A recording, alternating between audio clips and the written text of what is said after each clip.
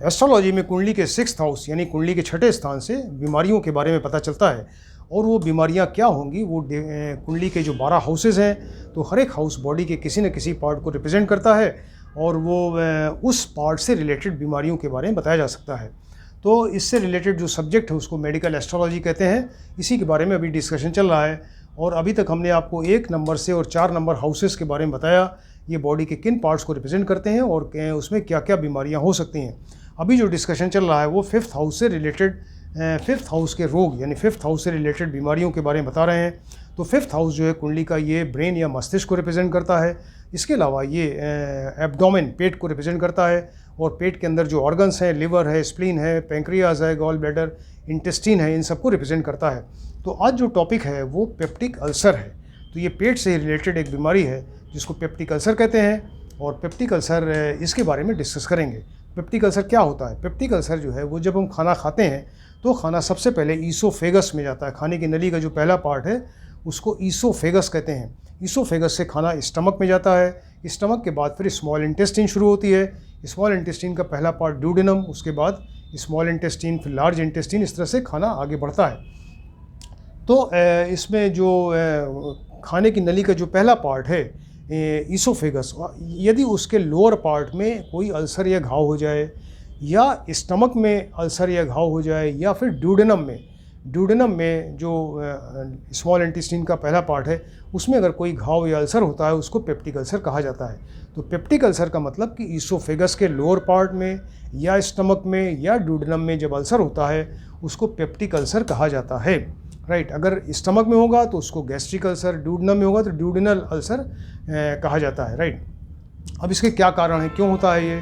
तो कारण में अगर आप देखें तो बहुत ज़्यादा कारण, मतलब 90% से ज़्यादा केसेस में एक बैक्टीरिया के इन्फेक्शंस होता है जिसको हेलिकोबैक्टर पाइलोरी कहा जाता है। उस बैक्टीरिया का नाम है हेलिकोबैक्टर पाइलोरी। इसके अलावा कुछ कम केसेस में, मतलब ज़्यादातर केसेस में तो इससे होता है इन्फेक्शन, या फिर कुछ केसेस में जो लोग एस्प्रिन का ज़्यादा यूज़ करते हैं, एस्प्रिन जो दर्द के लिए यूज़ करते हैं या फिर खून को पतला करने के लिए भी यूज़ किया जाता है, तो एस्प्रिन टैबलेट है या NSAID, दर्द की दवा है, NSAID कहते हैं, non steroidal anti inflammatory drug, तो इनका ज़्यादा यूज़ करते हैं। या बहुत ज़्यादा जो एंग्जाइटी, टेंशन, स्ट्रेस में रहते हैं, या फिर बहुत ज़्यादा स्मोकिंग करना या बहुत लंबे समय तक और बहुत ज़्यादा मात्रा में अल्कोहल पीना, उसकी वजह से भी ये पेप्टिक अल्सर हो सकता है। और इससे क्या होगा, पेट में दर्द होता है। खाना खाने के तुरंत बाद या खाना खाने के थोड़ी देर के बाद फिर वो पेट में बहुत तेज़ दर्द होगा, सीने में जलन होगी और इसके अलावा व्यक्ति का जी मिचलाता है। ये सब प्रॉब्लम हो सकती है। अब एस्ट्रोलॉजिकली यानी कुंडली में हम कैसे देखें कि पेप्टिक अल्सर हो सकता है, इस व्यक्ति को है या ये फ्यूचर में हो सकता है। तो इसके लिए आप देखिए, एक तो लग्न देखिए व्यक्ति का। लग्न मतलब व्यक्ति ने यहीं जन्म लिया है, व्यक्ति स्वयं है, उसका शरीर है, उसकी हेल्थ है। तो लग्न, लग्नेश और इसका कारक ग्रह सूर्य। सूर्य जो है वो क्या है, ये डाइजेस्टिव सिस्टम के एक रिप्रेजेंटेटिव है, यानी पूरा डाइजेस्टिव सिस्टम ये कंट्रोल करते हैं सूर्य। तो यहाँ लग्न देखिए, लग्नेश देखिए, सूर्य देखिए। इसके अलावा फिर 5th देखिए, कुंडली का 5th हाउस जो एब्डोमेन को रिप्रेजेंट कर रहा है और ये बीमारी एब्डोमेन से रिलेटेड है, इसलिए 5th हाउस को देखिए, 5th का लॉर्ड देखिए और 5th का कारक ग्रह बृहस्पति, इसको देखें। और 5th राशि काल पुरुष की सिंह राशि, उसको देखिए। सिंह राशि का स्वामी सूर्य है, इसको देखिए। इसके अलावा चंद्रमा को देखना ज़रूरी है, क्योंकि चंद्रमा जो है वो इंसान का मूड है, उसकी फीलिंग्स हैं, इमोशंस हैं, मेंटल पीस है, मेंटल हेल्थ है। तो अगर वो चंद्रमा वीक है या पाप प्रभाव में है या 6-8-12 में कहीं बैठा है, तो ऐसे केस में क्या होगा, व्यक्ति हमेशा टेंशन में रहेगा, मेंटल पीस है ही नहीं। तो फिर वो ज़्यादा स्मोकिंग करेगा, ज़्यादा अल्कोहल यूज़ करेगा और तब फिर इस तरह की प्रॉब्लम उसको हो सकती है पेप्टिक अल्सर की। तो इसकी चंद्रमा की स्टडी ज़रूरी है। इसके अलावा मंगल की भी स्टडी ज़रूरी है। मंगल देखिए कुंडली में कहाँ पर है, किस तरह का है। तो मंगल जो है क्या है, तो मंगल जो है वो पित्त के कारक हैं, यानी वो मंगल जो है ये अल्सर के कारक हैं। शरीर में कोई भी जो घाव होता है, अल्सर, तो उसके कारक मंगल हैं। इसके अलावा ये एसिड के कारक हैं, जो एसिड बनता है जिससे खाना पचता है। तो अगर एसिड बहुत ज़्यादा मात्रा में बनेगा, हाइपर एसिडिटी, तो वो सीने में जलन होती है, तो वो उसके कारक मंगल हैं। इसके अलावा शनि, राहु एंड केतु को भी देखना ज़रूरी है। ये शनि, राहु, केतु क्या है, ये पाप एंड क्रूर ग्रह है। तो ये रोग को और ज़्यादा सीरियस बनाते हैं और गंभीर बनाते हैं और बढ़ा देते हैं। या उसको लॉन्ग स्टैंडिंग कर देंगे, उसकी रिकवरी को डिले करेंगे। ये इस तरह के ग्रह हैं शनि राहु केतु, तो इनकी भी स्टडी ज़रूरी है, राइट। तो ये सब अगर जितनी चीज़ें बताई, मान लीजिए कुंडली में वीक है या पाप प्रभाव में है, पाप ग्रहों की युति है, दृष्टि है, और इसके अलावा अगर स्पेशली ये 6, 8, 12 से रिलेटेड हैं, 6, 8, 12 ये रोग के स्थान है, अच्छे स्थान नहीं है, यहाँ बैठ जाएं, इनके लॉर्ड्स, इनके स्वामियों के साथ में इनका रिलेशन हो जाए, तो फिर ऐसे केस में ये पेप्टिक अल्सर की प्रोबेबिलिटी है या पेप्टिक अल्सर का वो पेशेंट है, राइट। अब इसमें तमाम इससे रिलेटेड योग हैं। कुछ योग आपको बताते हैं कि मान लीजिए कुंडली का लग्न है, लग्न मतलब व्यक्ति जहाँ उसका शरीर है, उसने जन्म लिया है, तो लग्न में यहाँ मंगल एंड षष्ठेश बैठ जाए। मंगल यहाँ पर अशुभ होके या मारक होके बैठें, और मंगल आपको बताया वो जो अग्नि तत्व ग्रह हैं और ये अल्सर के कारक हैं, और षष्ठेश यानी रोग को देने वाला जो स्थान है उसका स्वामी, तो रोग को देने वाला ग्रह, तो मंगल के साथ में अगर षष्ठेश यहाँ बैठ गए तो व्यक्ति को पेप्टिक अल्सर के चांसेस हैं, राइट। इसके अलावा मान लीजिए मंगल प्लस बृहस्पति प्लस शनि अगर लग्न में बैठ जाए, मंगल जो आपको बताया अल्सर के कारक, प्लस बृहस्पति 5th हाउस के कारक, एब्डोमेन के कारक, और शनि जो कि वो अगर रोग हो रहा है तो उसको और बढ़ा देंगे वो और सीवियर कर देंगे। तो मंगल बृहस्पति एंड शनि अगर मिल के यहाँ पे लग्न में बैठ जाएं तो ऐसे केस में ये पेप्टिक अल्सर के चांसेस हैं।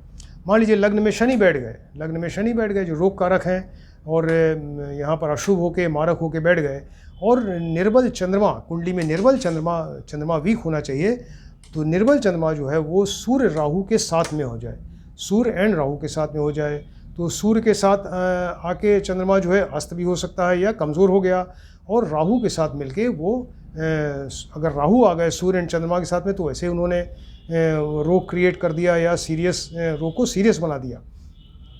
तो लग्न में शनि बैठ जाए और निर्बल चंद्रमा कुंडली में कहीं भी वो सूर्य एंड राहु के साथ में अगर बैठ जाए तब व्यक्ति को पेप्टिक अल्सर के चांसेस हैं।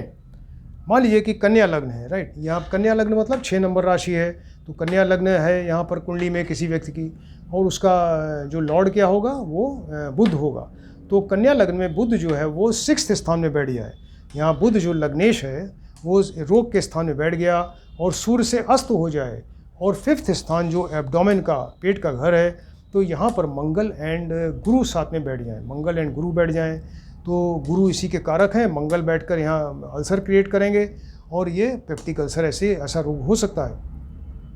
मान लीजिए कि तुला लग्न की कुंडली है, राइट, मान लीजिए तुला लग्न यानी 7 नंबर राशियाँ लिखी हुई है, तुला लग्न की कुंडली है, तो इसका लग्नेश क्या होगा, शुक्र होगा। शुक्र जो है अष्टम में बैठ जाए, अष्टम में बैठ गए यानी और ज़्यादा गंभीर रोग देने वाले या विघ्न बाधा और तमाम जो मृत्यु तुल्य कष्ट देने वाले, तो लग्नेश शुक्र जो है वहाँ अष्टम में बैठ गया, और ये मंगल से युत या दृष्ट हो जाए, मंगल से युत या दृष्ट। शुक्र जो है ये डाइजेस्टिव सिस्टम के भी कारक हैं, और मंगल अल्सर देने के कारक हैं, तो यहाँ एक तो अष्टम में बैठ गए, वैसे ही ये इनकी हेल्थ ख़राब हुई, साथ में शुक्र यहाँ बैठे और उसके ऊपर मंगल की दृष्टि हो गई, तो व्यक्ति को पेप्टिक अल्सर के चांसेस हैं, राइट। मान लीजिए कि ये मकर लग्न है, ये 10 नंबर राशि है, तो 10 नंबर राशि में यहाँ पे इसके लॉर्ड क्या होंगे, शनि होंगे, तो शनि जो है अपनी नीच राशि में बैठ जाए, शनि जो है वो कहीं इनकी में नीच राशि क्या है, मेष राशि होगी, तो यहाँ तो 10 नंबर है, तो यहाँ 10 नंबर है, तो 10, 11, 12, 1 मतलब यहाँ शनि यहाँ बैठ गए, 1 नंबर राशि में नीच के होके बैठ गए, इनके साथ में बुध बैठ जाए और गुरु जो है 5th में बैठ जाए और उनके ऊपर केतु की दृष्टि हो जाए। फिर से बताते हैं कि मान लीजिए मकर लग्न की कुंडली, इसमें शनि जो है वो यहाँ पर मेष राशि में नीच के होके बैठ गए, और इसके अलावा ये इनके साथ में बुध बैठ गए, और 5th राशि में 5th हाउस जो है इसमें गुरु बैठ जाए जो इसके एब्डोमेन के कारक हैं, और उनके ऊपर केतु की दृष्टि हो जाए, तो व्यक्ति को पेप्टिक अल्सर डेफिनेट होगा फिर, राइट। मान लीजिए वृश्चिक लग्न की कुंडली है, वृश्चिक लग्न मतलब 8 नंबर राशि लिखी है, तो वृश्चिक लग्न की कुंडली में क्या होगा, इसका स्वामी होगा मंगल होगा, तो मंगल जो है 2nd हाउस में बैठ जाए, मंगल यहाँ 2nd हाउस में बैठ गए जो मारक स्थान है, और शनि यहाँ पर 8th स्थान में बैठ जाए, शनि यहाँ पे 8th स्थान में बैठे, और इसके अलावा सूर्य बुध और राहु जो है वो 5th स्थान में बैठ जाए। अब देखिए फिर से ध्यान दीजिए कि वृश्चिक लग्न की 8 नंबर कुंडली, इसका स्वामी मंगल बैठा मारक स्थान यहाँ पर, ये इसमें 2nd हाउस में शनि बैठे, और मंगल की दृष्टि देखिए 1, 2, 3, 4, मंगल यहाँ बैठे 1, 2, 3, 4, मंगल की दृष्टि 5th हाउस पे जो एब्डोमेन के घर पे है। शनि आपको बताया 8th हाउस में बैठे, शनि की देखिए 7th दृष्टि यहाँ पर आएगी मंगल पे, और 10th दृष्टि 7 के बाद 8, 9, 10 ये शनि की भी दृष्टि 5th हाउस पे आएगी। तो लग्नेश मंगल सेकंड में बैठकर 5th हाउस पर दृष्टि देंगे। इसके अलावा शनि अष्टम में बैठ के 10th दृष्टि से 5th हाउस पे दृष्टि देंगे। और इसके अलावा जो है वो सूर्य बुध और राहु यहाँ 5th स्थान में ही बैठ भी जाएं। सूर्य बुध राहु अगर बैठ गए तो व्यक्ति को डेफिनेट पेप्टिक अल्सर होगा, राइट। इस तरह से 5th हाउस की हालत ख़राब हो जाएगी। 5th हाउस के ऊपर इतने सारे मारक और क्रूर ग्रहों की जब दृष्टि होगी, बैठ जाएंगे क्रूर और मारक ग्रह, तो 5th हाउस को डैमेज कर देंगे और व्यक्ति को पेप्टिक अल्सर होगा। और भी तमाम योग हैं। मान लीजिए कि चंद्रमा है, कुंडली में चंद्रमा है, ये 6th स्थान में बैठ जाए। चंद्रमा जो ये 4th का कारक है, यहाँ 6th रोग के स्थान में बैठ गया और इसके ऊपर पाप ग्रहों की युति या दृष्टि हो जाए, तब भी व्यक्ति को पेप्टिक अल्सर के चांसेस हैं, राइट। चंद्रमा मान लीजिए 8th स्थान में बैठ गया, यहाँ भी बैठना अच्छा नहीं है। तो चंद्रमा इसका कारक जो है ये 4th स्थान का 8th स्थान में बैठा और इसके ऊपर मंगल शनि या राहु की दृष्टि हो जाए, मंगल शनि राहु की युति हो जाए, दृष्टि हो जाए, ऐसे केस में व्यक्ति को पेप्टिक अल्सर होगा, राइट। मान लीजिए मंगल एंड केतु भी मंगल की तरह ही बिहेव करते हैं। कुजवत केतु कहा गया है, कुज माने मंगल और कुजवत केतु यानी मंगल की तरह ही केतु। तो मंगल प्लस केतु ये दोनों मिल के 8th में बैठ जाएं, मंगल प्लस केतु 8th में बैठ जाएं, इनके ऊपर पाप ग्रहों की युति दृष्टि हो जाए तो व्यक्ति को डेफिनेट पेप्टिक अल्सर होगा, राइट। मान लीजिए मंगल प्लस शुक्र, मंगल एंड शुक्र मिलके ये 9th स्थान या 10th स्थान में बैठ जाएं, उनके ऊपर पाप ग्रह की दृष्टि हो जाए तो व्यक्ति को पेप्टिक अल्सर होगा। मान लीजिए बुध कन्या राशि में बैठ जाए, बुध कन्या राशि मतलब स्वग्रही हो गया, तो स्वग्रही होके बैठे लेकिन उसके ऊपर मंगल की दृष्टि हो जाए, तो बुध के शत्रु हैं मंगल, तो कन्या स्वग्रही का तो हुआ कन्या राशि में, लेकिन बुध जो है वो कन्या राशि में स्वग्रहित हुए लेकिन साथ में मंगल की दृष्टि हो गई, तो व्यक्ति को ये पेप्टिक अल्सर हो सकता है, राइट। मान लीजिए कुंडली में कहीं भी, कुंडली में किसी भी स्थान में मंगल शनि एंड राहु ये साथ साथ बैठ जाएं, मंगल शनि एंड राहु। मंगल आपको बताया अल्सर के कारक हैं, शनि उसको बढ़ा देते हैं और राहु जो है वो और ज़्यादा सीरियस कर देते हैं रोग को। तो मंगल शनि एंड राहु और कुंडली में कहीं साथ में बैठेंगे तो पेप्टिक अल्सर होगा। मान लीजिए कुंडली का 5th स्थान है, 5वां स्थान, यहाँ पे शनि बैठ जाए, यहाँ पे शनि बैठ जाएँ और इनके ऊपर राहु की दृष्टि हो जाए तो 5th हाउस पूरी तरह डैमेज कर देंगे ये, और फिर वो पेप्टिक अल्सर ऐसा रोग हो सकता है। मान लीजिए 6th का लॉर्ड है, 6th का लॉर्ड यानी षष्ठेश, तो षष्ठेश जो है वो 6ठे या 8वें स्थान में बैठ जाए। 6ठे या 8वें स्थान में 6th का लॉर्ड जो रोग का देने वाला ग्रह है वो रोग देने वाली जगह ही बैठ गया या अष्टम में बैठ गया और वो साथ में पाप ग्रहों की युति या दृष्टि हो जाए तो पेप्टिक अल्सर होगा। मान लीजिए 6th का लॉर्ड जो है 6th में बैठा, ये 6th में बैठा और साथ में राहु केतु बैठ गए, तब ऐसे केस में व्यक्ति को पेप्टिक अल्सर हो सकता है। मान लीजिए मंगल है, मंगल प्लस बृहस्पति 8th में बैठ जाए, राइट। मंगल एंड बृहस्पति जो हैं, मंगल के साथ में बृहस्पति एब्डोमेन के कारक, मंगल अल्सर देने के कारक, कहाँ बैठे 8th में, मंगल प्लस बृहस्पति 8th में बैठे और बुध एंड शुक्र, बुध और शुक्र जो हैं यहाँ पर 5th हाउस में बैठ जाएँ तो व्यक्ति को डेफिनेट पेप्टिक अल्सर होगा। इस तरह के बहुत सारे योग बताए गए हैं, हमने कुछ इंपॉर्टेंट योग आपको बताए हैं। तो आपको जो शुरू में पॉइंट्स बताए कि ये कुंडली में पेप्टिक अल्सर के लिए क्या क्या देखते हैं, तो उनको देखिए, अगर वो वीक हैं, पाप प्रभाव में हैं, 6, 8, 12 से रिलेटेड हैं, प्लस जो योग आपको बताए अगर ये योग हैं कुंडली में तो व्यक्ति को पेप्टिक अल्सर डेफिनेट होगा। ये मेडिकल एस्ट्रोलॉजी का बहुत ही इंपॉर्टेंट एक सब्जेक्ट है और पेप्टिक अल्सर के पेशेंट्स बहुत ज़्यादा होते हैं और बहुत प्रॉब्लम होती है, उसको बहुत तकलीफ़ होती है पेशेंट को। तो वो इस चीज़ को आप ध्यान से देखिए और स्टडी करिए। Thank you.